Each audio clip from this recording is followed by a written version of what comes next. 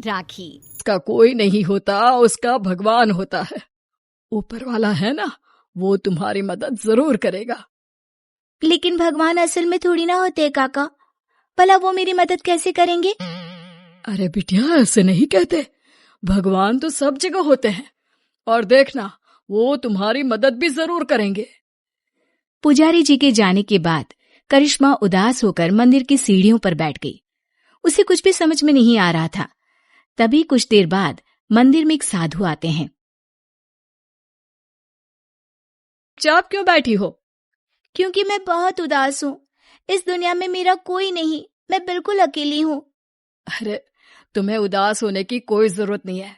ये देखो, मेरे पास एक बहुत सुंदर फूल है। तुम इसमें धागा पिरोकर भगवान के हाथ पर राखी की तरह बांध देना। लेकिन उससे क्या होगा बाबा?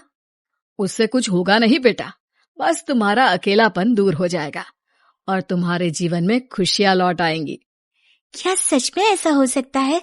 हाँ, रक्षाबंधन वाले दिन सुबह नहा धोकर मंदिर की जो मूर्ति है उस पर फूल की राखी बनाकर बांध देना। इतना कहकर साधु वहां से चले गए। अब तो करिश्मा बस हर दिन रक्षाबंधन के दिन का इंतजार करने लगी। 2-3 दिन इसी तरह बीत गए और रक्षाबंधन आ गया। करिश्मा सुबह सुबह नहाकर उस फूल में धागा पिरोकर भगवान के मंदिर पहुंची और उसने वो राखी भगवान की मूर्ति को बांधी। ठीक उसी वक्त वहां पर करिश्मा से कुछ साल बड़ा एक लड़का आया और उसने अपना नाम किशन बताया। अरे करिश्मा, तुम्हारी राखी तो बहुत सुंदर है। क्या ऐसी राखी तुम मेरी कलाई पर भी बांध सकती हो? वो क्या है ना, मेरी कोई बहन नहीं है।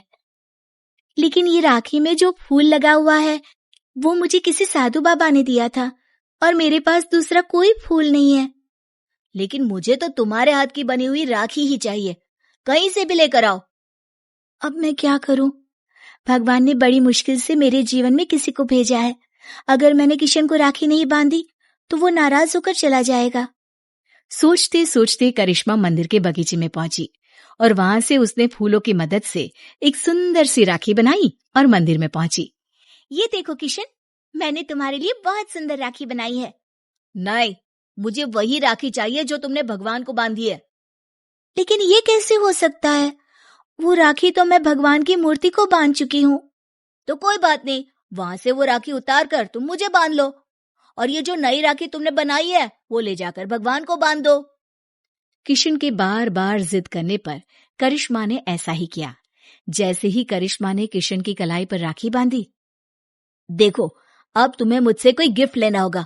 जब भी कोई बहन अपने भाई की कलाई पर राखी बांधती है तो बदले में उसे कोई ना कोई तोहफा लेना ही पड़ता है। लेकिन मुझे तो कुछ नहीं चाहिए। लेकिन अब तुम्हारा भाई आ गया है ना, अब से तुम्हें किसी के आगे हाथ फैलाने की जरूरत नहीं है। चलो, मैं तुम्हारे नए घर में लेकर चलता हूँ। करिश्मा किशन के पीछे पीछे चल दी। कुछ ही दूरी पर एक बहुत सुंदर सा छोटा सा घर बना हुआ था। देखो करिश्मा, आज से ये तुम्हारा घर है। ये समझ लो कि तुम्हारे भाई ने तुम्हें रक्षाबंधन का तोहफा दिया है। ये घर तो बहुत सुंदर है, मैं यहाँ पर रह सकती हूँ? हाँ हाँ, बिल्कुल रह सकती हो। इतना कहकर किशन वहां से चला जाता है और करिश्मा अपने घर में रहने लगती है। उस घर में खाने पीने की सारी चीजें थी। करिश्मा बहुत खुश थी और गांव के लोग भी खुश थे। करिश्मा को रहने के लिए एक जगह जो मिल गई। कुछ दिनों के बाद किशन करिश्मा के घर आता है। देखो करिश्मा, ये तो जादू हो गया। तुम्हारी बनाई हुई राखी तो सोने के कंगन में बदल गई। लेकिन ऐसा कैसे हो सकता है? मैंने जो राखी बांधी थी वो तो एक साधारण सा फूल था। नहीं करिश्मा, वो कोई साधारण फूल नहीं था। अगर ऐसा होता तो वो सोने का कंगन नहीं बन जाता। लगता है ये साधु बाबा का ही जादू है।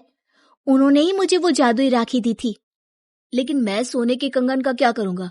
तुम इसे अपने पास रख लो, ये मेरे किसी काम का नहीं। किशन वो सोने का कंगन करिश्मा को देकर वापस चला जाता है। करिश्मा सोच में पड़ जाती है कि आखिर वो सोने के कंगन का क्या करे। तभी उसके दिमाग में एक तरकीब सूझती है। करिश्मा सोने की कंगन को बेचकर पैसे ले आती है और उन पैसों से उसने राखी बनाने का सामान खरीद लिया। इस तरह उसने अपनी एक राखी की दुकान खोली। अरे वाह करिश्मा, तुम्हारी राखी तो बहुत सुंदर है। सारी राखियां मैं खुद अपने हाथ से बनाती हूँ और ये ज्यादा महंगी भी नहीं है। हाँ हाँ, ये बात तो बिल्कुल सच है। तुम्हारी राखी बहुत सस्ती और सुंदर है। सही कह रहे हो भाई। करिश्मा की बनाई हुई राखियां इतनी खूबसूरत होती है कि हम जिसे भी देते हैं वो खुश हो जाते हैं। अब दूर दूर से लोग करिश्मा की बनाई हुई राखियां खरीदने आने लगे और करिश्मा की राखियों की दुकान बहुत अच्छी चल पड़ी। एक दिन फिर से किशन लौट कर आता है।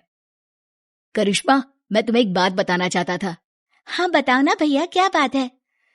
देखो करिश्मा, मैं उन साधु बाबा का ही एक शिष्य हूँ और उन्होंने ही मुझे तुम्हारे पास भेजा था। वो तुम्हारे बारे में जानना चाहते थे कि तुम कितनी ईमानदार हो, इसीलिए वो सोने का कंगन मैंने तुम्हें दिया था और तुमने उस सोने के कंगन का उपयोग एक अच्छे काम में किया है। इसलिए साधु बाबा और मैं, हम दोनों ही तुमसे बहुत खुश हैं और हम दोनों का आशीर्वाद तुम्हारे साथ है। अब आने वाले जीवन में तुम्हें किसी भी प्रकार की परेशानी का सामना नहीं करना पड़ेगा। किशन भैया, तुम्हारे जैसा भाई और साधु बाबा जैसे गुरु पाकर मेरा तो जीवन ही सफल हो गया। मेरी मदद करने के लिए बहुत बहुत